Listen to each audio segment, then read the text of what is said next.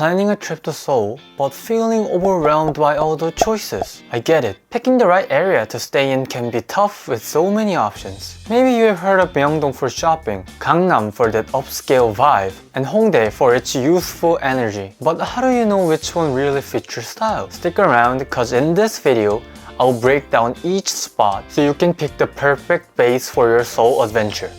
Let's dive in. Let's start with the vibrant Hongdae. If I were a traveler in Seoul, Hongdae would be my top pick. And let me tell you why. This neighborhood is buzzing with a dynamic mix of trendy cafes, clubs, and street performances. During the day, the streets are filled with popular restaurants, cafes, clothing shops, arcades, and so much more. You can stroll down 걷고 싶은 거리, a street packed with everything Korean, or take a break in 경의선 숲길공원, a beautiful park that runs right through the heart of Hongdae. Originally a railway, it's now a green oasis where you can walk alongside with locals and travelers. When night falls, Hongdae transforms completely. Neon signs light up the streets, and the area fills with people enjoying the famous nightlife. From stylish bars and clubs to street performances that bring the neighborhood to life. And let's talk about convenience. Hongdae is incredibly accessible. It's a close area to Incheon Airport, just 40 minutes on the airport railroad, making it super easy to get to and from the airport. Plus, it's well connected, so you're only 20 to 30 minutes away from major tourist hotspots like Myeongdong and Jongno.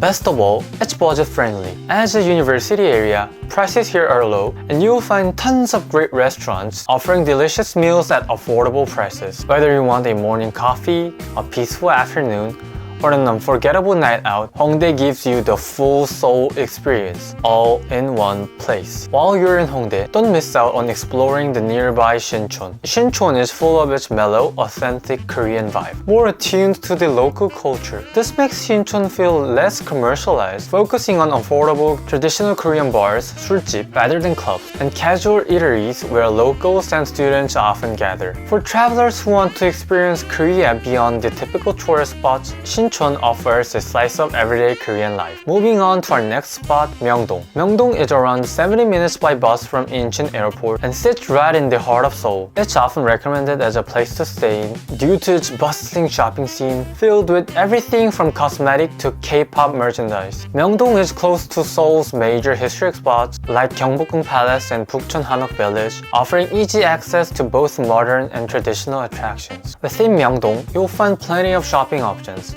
from large malls to street stalls and brand name stores. It's definitely known as a tourist-friendly area with all convenience close at hand. However, it leans a bit toward the commercial side, so it may lack that authentic Korean vibe you'll find in other places of Seoul. And prices can be a little higher. I won't tell you much about Gangnam. I don't think it's the best place for tourists to stay. Well, of course, there are many things to enjoy like Lotte Amusement Park, COEX, and Lotte Tower. But this district is more of a business area, and most stores focus on luxury. You could just look around Gangnam for a day, but staying here, I say you give it a second thought. And now, let's talk about choosing your accommodation. Hotel versus local stay like Airbnb. Personally, I lean toward local stays.